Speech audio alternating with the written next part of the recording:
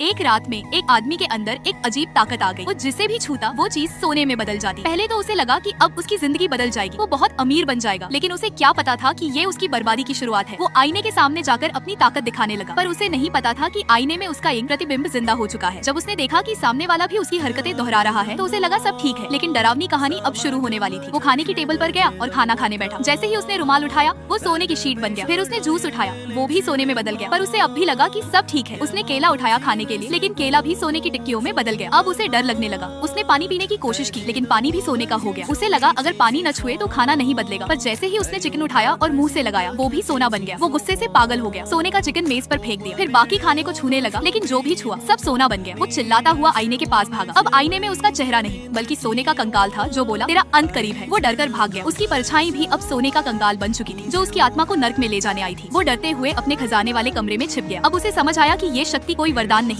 बल्कि शैतान का श्राप है। वो भगवान से दुआ करने लगा, लेकिन सामने एक छोटा शैतान आ गया। आदमी बोला मुझसे ये ताकत ले लो, मैं कुछ भी दूंगा। शैतान मुस्कुराया, उंगली चटकाई और बोला हो गया, फिर गायब हो गया। तभी पूरा महल गिरने लगा, सारा सोना गायब हो गया और उसके कपड़े तक खो गए। अब उसे पता चला कि शैतान उसकी सारी दौलत और उसकी आत्मा ले गया है। वो थककर जमीन पर बैठ गया। तभी उसे जमीन पर एक हैमबर्गर दिखा। पहले तो डर गया, फिर हिम्मत करके हाथ लगाया और जब देखा कि हैमबर्गर सोने में नहीं बदला तो वो खुशी से चिल्लाने लगा जिंदा हूँ मैं।